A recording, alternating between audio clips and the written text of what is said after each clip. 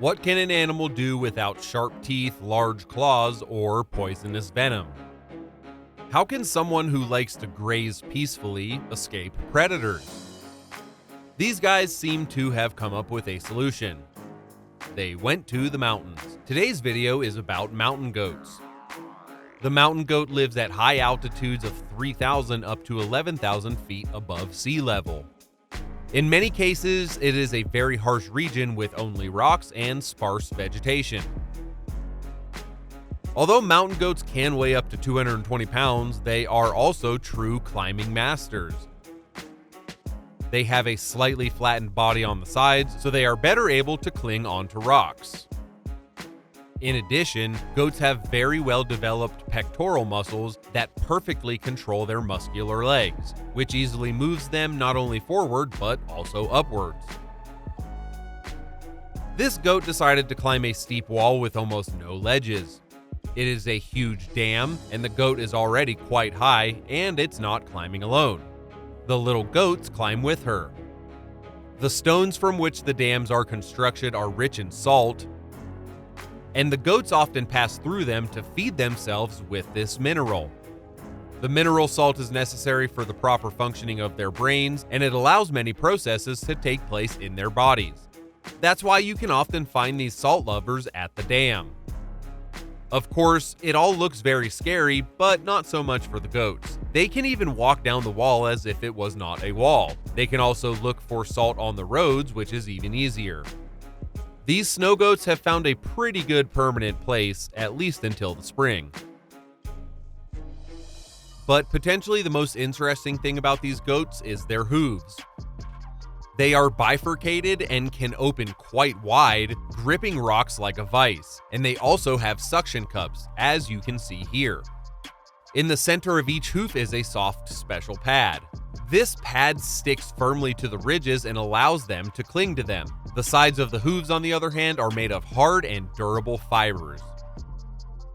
Goats are able to maintain contact with even the smallest bumps in rock. Therefore, it may appear as if the goat is climbing and literally not clinging to anything. For a goat, overcoming 10 to 20 centimeters is like a sidewalk for a human. In addition, the animal has a unique movement system. If a goat jumps on a ledge and it feels that it cannot hold on, it just jumps further and jumps further until it finds a stable place to land.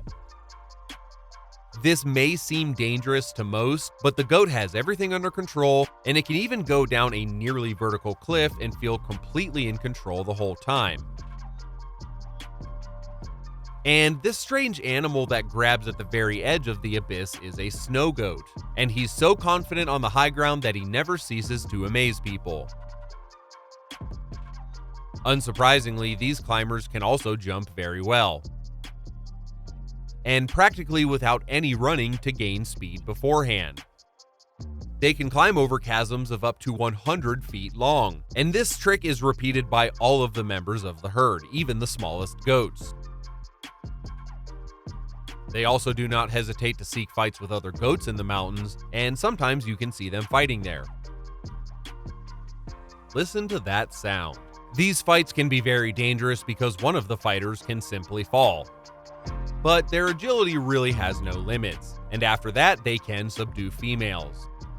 Alpine ibexes do this, although it is not known how much the stuck-out tongue helps in this case. But apparently it does make sense. And catching up with such fast animals, especially in their territory, is very difficult even for the most experienced of mountain hunters. The horns are thinner and sharper than those of ordinary goats, and their very thick wool protects them in temperatures as low as -114 degrees Fahrenheit. But they are in danger of a heat stroke during the spring. Of course, they do have good climbing skills, and these skills are just formed from birth. The goats follow their mothers from infancy, and if you don't want to be left behind, you need to forget your fear and climb the rocks ahead. But this animal is generally a bit deceptive in appearance, and it is also not clear whether it looks more like a goat or an antelope. In fact, it is actually a close relative to the musk ox. Meet this beautiful goat with big horns, the alpine ibex, or wild goat from the Alps, and it lives over there a little up higher. Yup, this is the natural habitat of all mountain goats, matura goats, and other wild goats. Even domestic goats don't mind going up there. They are indeed descendants of the wild bearded goats. While 8,500 years ago of domestication may seem like a long time to us, in evolutionary terms, it's really just a blink of the eye. Also, domestic goats are perfectly trained to climb. By the way, they demonstrate it pretty much every chance that they get. Not too many predators dare to approach places where the paths are as wide as a matchbox, because serious physical training is also required to do so. Meet the snow leopard. Ibex are very cautious, run away quickly, and it is very difficult to catch such large prey. But leopards are usually not inferior to ibexes in agility and sometimes can catch their trophy. Bears, on the other hand, are much less likely, for they are at a greater disadvantage. Bears are not very fast, and snow goats easily run away from them, even with their babies.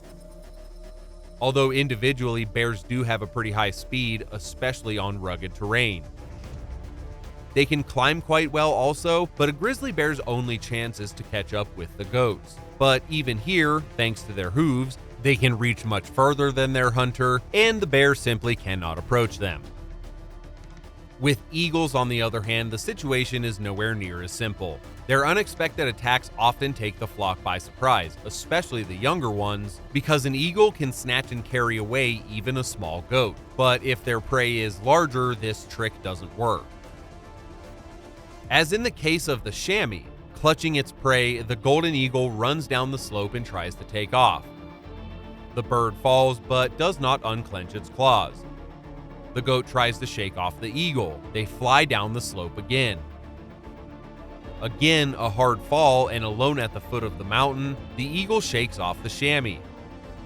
This is a very dangerous tactic. Eagles are very adept at trying to throw their heavy prey off of a cliff, and sometimes they succeed. But predator hunting has had little effect on the mountain goat population. As with human activities, these places are hard to reach, and so humans very rarely reach them. Even goats learn from an early age to keep people out. However, even these goats that are adapted to their terrain are powerless in the face of nature. Avalanches claim more mountain goat lives than all of the mountain goats' predators combined. For example, these mountain goats caught in an avalanche. It covered half of the herd, which had hesitated on the cliff. The rest managed to avoid imminent death, but look, the avalanche stopped, and the white-coated goats got out from under the snow. This time, they were quite lucky.